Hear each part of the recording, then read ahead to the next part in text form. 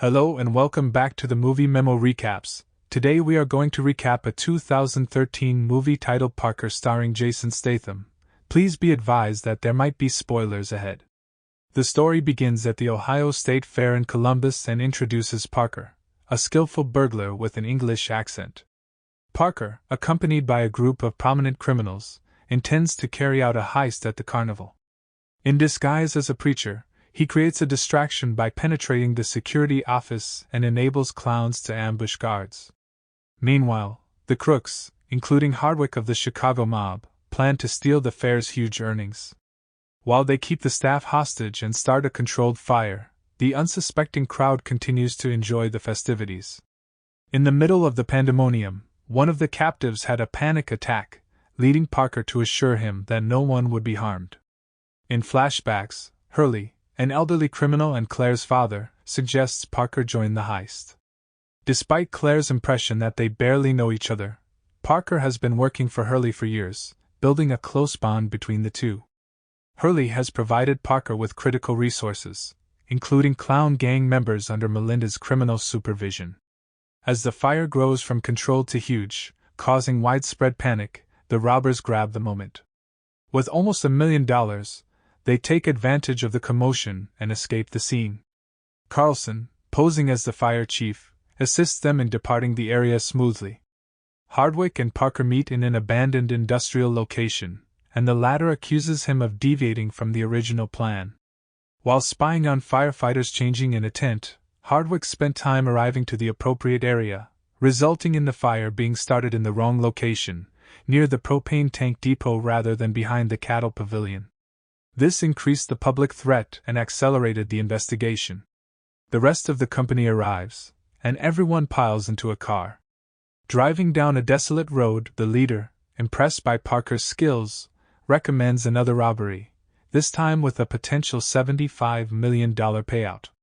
Parker, on the other hand, flatly refuses, preferring his $200,000 and a clean break from the unlawful enterprise.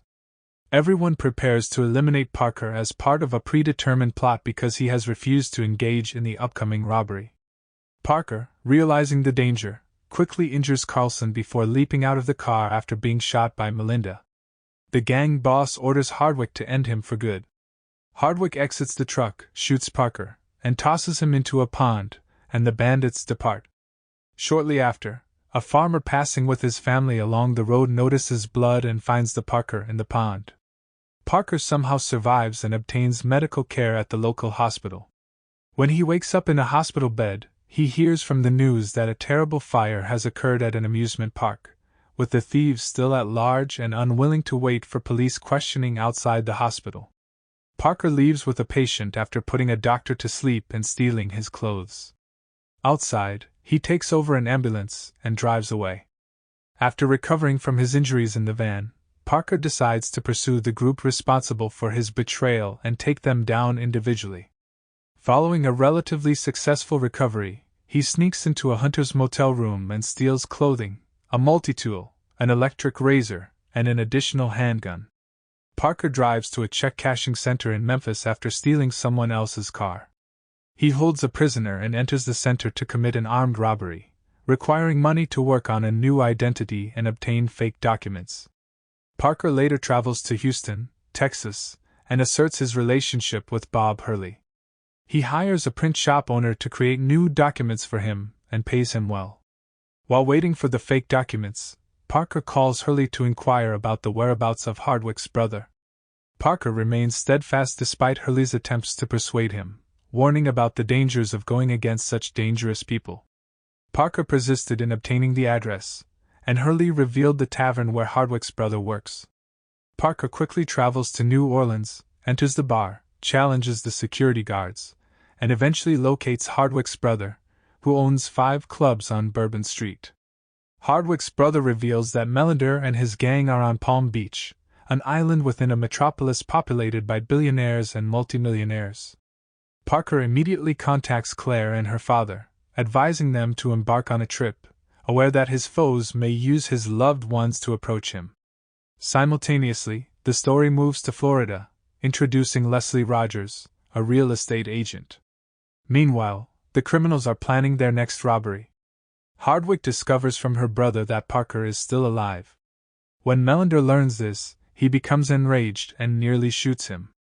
Ross interrupts, arguing that the plot will fail if they sacrifice one of their own. In return, Melander directs Hardwick to contact his influential uncle, Mr. Danziger, in Chicago, and hire a hitman to kill Parker. Danziger sends his top hitman, Kroll, to track down Parker.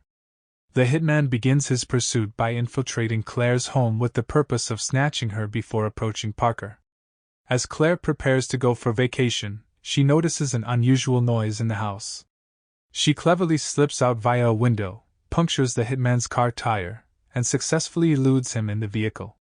Claire, in despair, contacts her lover to inform him about the hitman's incursion. Parker urges her to go to a fishing camp in Florida and stay there until Friday. When Parker returns to Houston to acquire the new records, he finds 3 of Danziger's subordinates comatose on the floor, monitored by Norte and his aide Ernesto.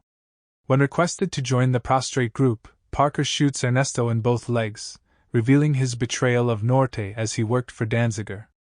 Parker seizes his papers and coerces Norte into executing the 3 men sent by Danziger. Faced with no other options, Norte shoots the 3 guys with his handgun, leaving his fingerprints behind. Parker then meets with Hurley, who reveals that Danziger reached out to him, leaving Parker his portion of the prior heist ease tensions. Recognizing the deception, Parker realizes that a Chicago mob leader would never offer money to someone who was impeding their ambitions. Parker refuses the money, determined to defend his ideals and seek justice against the criminals involved. In order to accomplish this, he travels to Florida under the alias Daniel Parmit, posing as a Texan and supposedly looking to buy a house. In this unusual home-buying venture, he is assisted by the familiar Leslie Rogers. However, before finalizing the home purchase, he decides to pay Claire a visit. Parker advises breaking their connection during their set meeting in order to protect her life. Parker, on property exploration with a real estate agent, walks by luxurious mansions with disinterest until coming to a stop in front of a humble house purchased by Mr. Rodrigo 2 months previously for $1.2 million. It dawns on him that this is the place where Melander's crew plans to hide out after their heist. Leslie invites Parker to lunch to stay in touch, but Parker declines due to his hectic schedule. Leslie, interested in the possible client's situation, makes research on his bank account one evening and discovers no transactions, which perplexes her. Later, a notification that her car has been repossessed adds to her frustration, as she is already dealing with a mountain of loans from her adulterous ex-husband. Simultaneously, hitman Kroll executes Norte after mistaking him for Parker's collaborator. As the sun sets, Parker returns to the home of the fictitious Mr. Rodrigo and discovers their stockpile of weaponry. He meticulously installs traps and analyzes their heist plan. Upon returning to his vehicle, he meets Leslie, who suggests a private talk. Parker, skeptical of her motives, responds forcefully. She reveals that based on her findings, his identity is not as it appears. Arriving at the abandoned office of the real estate agency where Leslie works overnight, she complains about her situation and offers to work for him in exchange for a percentage of the profits. Instead of replying directly, Parker tells her to undress to confirm she is not wired. Once confirmed, he agrees to consider her request. The next day, Parker contacts Leslie and offers his support in the mission in exchange for a percentage of the revenues, to which she agrees. Parker outlines Melander's gang's detailed strategy and the possible profit, which is $57 million if carried out successfully. Leslie grows furious when he explains that they intend to rob the diamond auction hosted by local socialite Miriam Hop Clinton. Although she considers it a perilous enterprise with a high possibility of detection, she has already committed to it. Melander and his crew arrive at the back gate of Mrs. Clinton's sprawling estate, the planned venue for the upcoming auction. Melander and his colleagues wear blue jumpsuits mimicking those worn by a company that specializes in technical support for public events. Parker then leaves Leslie to hail a cab to her office before heading to his hotel room, where he encounters Kroll. A heated struggle ensues.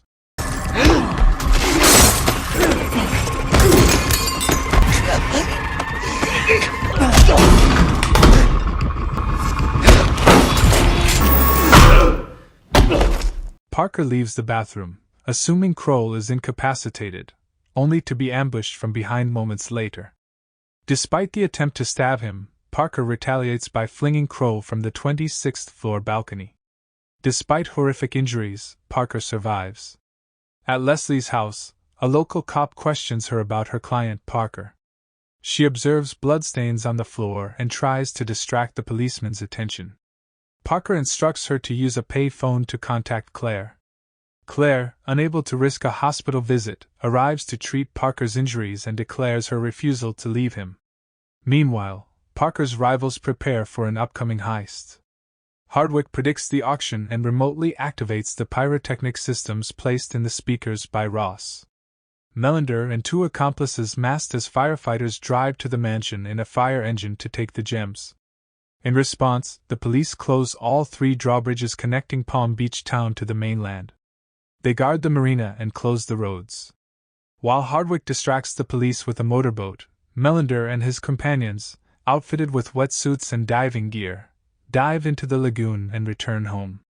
Parker hides behind walls while waiting for their return, armed with two pistols. In this scenario, Hardwick arrests Leslie after discovering her on the window. Melander sends his men to search the house because he suspects Parker may be present. Parker skillfully eliminates Ross in silence, forcing Melander to direct Hardwick to pursue Parker while Carlson stays with Leslie.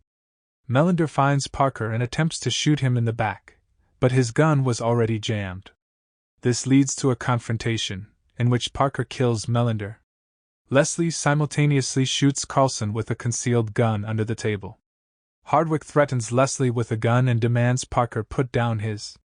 However, when he pulls the trigger, it is clear that the gun is defective. Parker delivers a direct hit to Hardwick's forehead. Parker eventually leaves Leslie, directing her to store the gems in an air conditioning duct and promising to collect them after 3 months. Half a year later, Parker finds and eliminates Danziger. A year later, Leslie receives her $24 million in 2 cardboard boxes by express mail. In the final scene, Parker helps the farmer who once saved him.